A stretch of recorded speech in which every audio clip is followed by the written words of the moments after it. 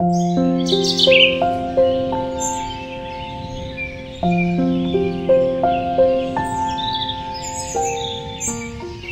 থেকে বাংলাদেশের বর্ডারটা নাকি দেখা যায়, সোজা দেখা যাচ্ছে, বাট এখনো কুয়াশা এখানে।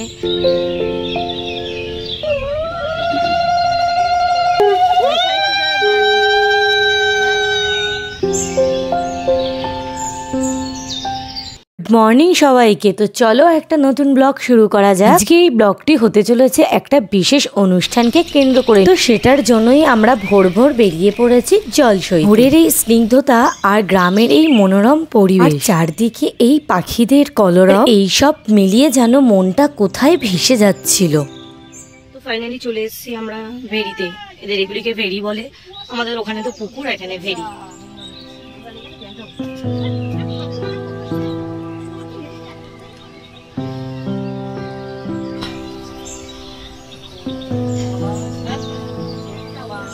এখান থেকে বাংলাদেশের বর্ডারটা নাকি দেখা যায়। বিকেলবেলা যাবো বললাম, তো ওই সোজা দেখা যাচ্ছে, বাট এখনো কুয়াশা এখানে, তো তার জন্য পসিবল হচ্ছে না। নিজেরাই দেখতে পাচ্ছি না, ক্যামেরায় তো পসিবলই না। তো চলো এবার জলটা সৈনিক সবাই এসে গেছে। যে আমরা যে বিশেষ অনুষ্ঠানটির জন্য জলসইতে এসেছি সেটা হলো আমার মাসি শাশুড়ির ছেলের বউয়ের শ্রাদ্ধ।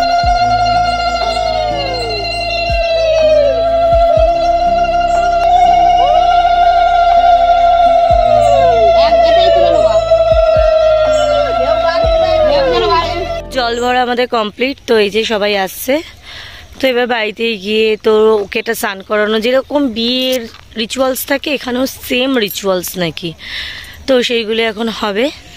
তো চলো এবার বাড়ি যাওয়া যাক। তারপরে বিকেলবেলায় এসে ইচ্ছা আছে ওই বাংলাদেশের বর্ডারের ওখানটা একটু দেখতে যাবা। তো দেখা যাক কি হয় কি না হয়, করতে পারি কি না পারি, কারণ একটা অনুষ্ঠান বাড়িতে এসে তো পসিবল হয় না, তবু ট্রাই করব। তো চলে এসেছি আমরা জল ভরে বাড়িতে। এবার বাড়িতে এসে ফ্রেশ হব, তারপরে টিফিন খাবো, তারপরে সব রিচুয়ালস। এখানে রিচুয়ালস বললো যেরকম আমাদের বিয়ের আগের দিন নানি মুখ হয় না, তো সেম ওরকম এখানেও নানি মুখ হবে, গায়ে হলুদ হবে, মানে বিয়েতে যেরকম হয় সেমই হবে, শুধু বিয়ে পড়াটা হবে না, ওই গুছিয়ে গেছে যেরকম খেতে দেয় তো সেরকম খেতে যেতে দেবে। তো চলে এসেছি বাড়িতে আমরা। এখানে যে রান্না টান্না হচ্ছে এখানে, আর এখানে সব কিছু গোছানো টোছানো হচ্ছে। তো চলো তো এখন একটু করলাম চা, সবার আবদার নতুন বউয়ের হাতে চা খাবে, তো চা করলাম। তো হয়ে গেছে, চাটা করে ঢেকে রেখেছি। তো এবার আমরা যাচ্ছি এখন ব্রেকফাস্ট করতে। কোথায় আর যাবো, উঠোনে যাবো খেতে। তো এদিকে সবাই রেডি হচ্ছে, আর আমাদের গল্প শেষ হচ্ছে না। তো এবার চলো ব্রেকফাস্টটা করে নিই, তারপরে যাবো স্নান করতে, তারপরে রেডি হবো। তো যাই। এখন আমরা চলে এসেছি ব্রেকফাস্ট করতে। ব্রেকফাস্টে তৈরি হয়েছিল লুচি আর টেস্টি ছোলার। প্রিয়াঙ্কাকে যেখানে খেতে দেওয়া হবে সেই পেছনে ব্যাকগ্রাউন্ডে ডেকোরেশন করছে এদিকে রনিদা। সবকিছু প্রিপারেশন নিয়েছে। এখানে এখন ওদের গায়ে হলুদ হবে, স্নান করানো হবে, যেরকম বৃদ্ধিতে রিচুয়ালস থাকে ঠিক সেরকমই সেম। গরম লাগছে। বাগানটা খুব সুন্দর বল? হ্যাঁ ওইদিকে তো আর। হ্যাঁ দাঁড়াও, বাগানটা তোমাদেরকে দেখাচ্ছি ঘুরিয়ে।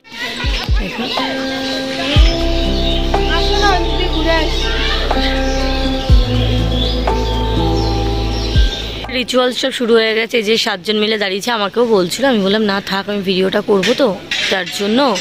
তো এই যে ওদেরকে যে হলুদ ছোঁয়াচ্ছে,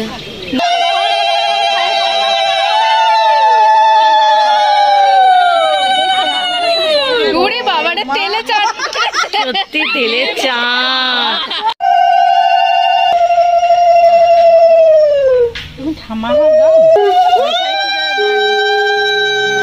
স্নান করার পর ওরা ফ্রেশ হয়ে এবার বসে পড়লো নানি মুখের জন্য। এবার শুরু হবে ওদের। ফাইনালি আমরা রেডি হয়ে গেছি, মনে হচ্ছে বিয়ে বাড়িতে এসছি। আর রিচুয়ালস তো বিয়ে বাড়ির মতনই।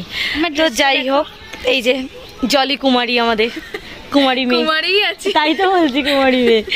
তো ছাদে এসেছিলাম, একটু স্নান করেছি, সেগুলি একটুখানি মেলে ঠেলে দিলাম। তো চল জলি, প্রচন্ড রোদ, নিচে যাওয়া যাক। তো চলো, তো এখন খেতে দেওয়ার জন্য প্রিপারেশন চলছে। মা যে ফুল টুল সব এনে দিয়েছে, তো সেইগুলি দিয়ে এখন সাজাতে হবে।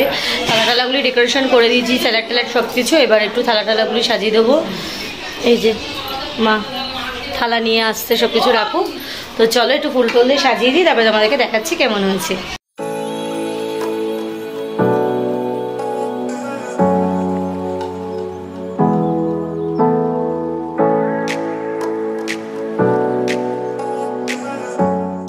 আর এই দিকে হবু মায়ের জন্য আমি সব খাবার দাবারগুলি সাজিয়ে দিয়েছি ওদের বাড়ির গাছের গোলাপি রঙের কাগজি ফুল। যেহেতু ওর 9 মাসের স্বাদ ছিল তার জন্য সব খাওয়া দাওয়ার ভাজাভুজি আচার সবকিছুই 9 রকম পদে দেওয়া হয়েছে। সবাই চলে এসেছে, আমাদের সাজানো গোছানো কমপ্লিট। এই যে বৌরানী এখানে সব ফটো সেশন হচ্ছে, নতুন বউ নতুন মা বলে কথা। তো এই যে হ্যাঁ বাবা বল, হ্যাঁ হ্যাঁ এই যে খাবার দাবার সব কিছু। এবার ফাইনালি খাওয়া দাবার পালায় আসা হয়েছে, এতক্ষণ ফটোশ্যুট হচ্ছিল করার পর। তো এই খাওয়া দাওয়ার মধ্যে একটি বিশেষ রিচুয়ালস ছিল, যেটা হলো যত রকমের রান্না বান্না সব কিছু হয়েছে সেই সব কিছু নিয়ে মেখে একটা বাচ্চাকে ফার্স্ট খাওয়াতে হবে, দেন তারপরে ও খাবে। যেহেতু আজ মঙ্গলবার তাই আমার জন্য ছিল নিরামিষ। তো আমার তো খাওয়া দাওয়া নিরামিষ কমপ্লিট। আর এই যে আমিষ ভুজিদের কাছে এসছি আমি, আমিষ ভুজি খাচ্ছে, খায় না করে কতটা ভাত নিয়েছে দেখো। কম খাবি কিন্তু, চলো ওরা খেয়ে নিক, তোদের সাথে বসে আমি একটু গল্প করি।